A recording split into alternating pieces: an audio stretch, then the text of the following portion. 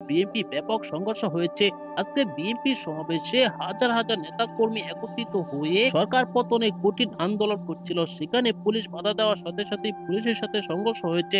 সেখানকার ভিডিও আমরা দেখবো, এমনকি বিএনপি নেতা কর্মীরা যে হুঁশিয়ারি বার্তা দিয়েছেন সেই ভিডিওটি আমরা দেখবো। খুবই গুরুত্বপূর্ণ ভিডিওটি, তাই না টেনে পুরো ভিডিওটি দেখবেন। যদি আমার এই চ্যানেলে নতুন হয়ে থাকেন অবশ্যই চ্যানেলটিকে সাবস্ক্রাইব করে পাশে থাকা বেল বাটনটি অন করে দিবেন। ভিডিওতে একটি লাইক দিয়ে দেখতে থাকুন। সম্পূর্ণ ভিডিওটি দেখলেন, এই ভিডিও সম্পর্কে অবশ্যই আপনার মূল্যবান মতামত কমেন্টে জানাবেন।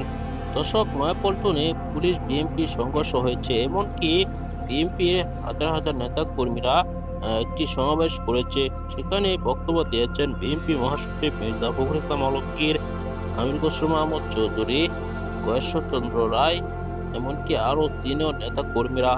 তারা সরকার পতনের আন্দোলন যেভাবে আগে করছিল এভাবে চালিয়ে যাবেন বলে তারা বার্তা দিচ্ছেন। এমনকি প্রধানমন্ত্রী শেখ হাসিনাকে না সরানো পর্যন্ত এই দেশে শান্তি ফিরে আসবে না, এমনকি দেশের মানুষ ভালোভাবে খেতে পারবে না, চলতে পারবে না বলে মন্তব্য করেছেন তারা। দর্শক, শীঘ্রই কঠিন আন্দোলন গড়ে তোলা হবে বলে হুঁশিয়ারি বার্তা দেন নেতা কর্মীরা। দর্শক, এই ভিডিওতে আপনারা দেখেছেন পুলিশ ও বিএনপির মাঝে একটি সংঘর্ষ হয়েছে। সেখানে কিন্তু বিএনপি নেতা কর্মীরা নিরপেক্ষভাবে একটি মিছিল করছিল, তাদেরকে পুলিশ বাধা দিয়েছে বলে ধারণা করছেন বিএনপি নেতা কর্মীরা। এসব বিষয় নিয়ে আপনার কি মতামত অবশ্যই জানাবেন।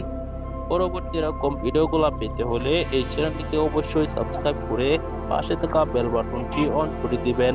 ভিডিওতে একটি লাইক দিয়ে শেয়ার করে অন্যদেরকে দেখা শুরু করে দিবেন। এই মুহূর্তে বিদায় নিচ্ছি, দেখা হবে পরবর্তী কোনো ভিডিওতে। ভালো থাকুন, সুস্থ থাকুন, আসসালামু আলাইকুম।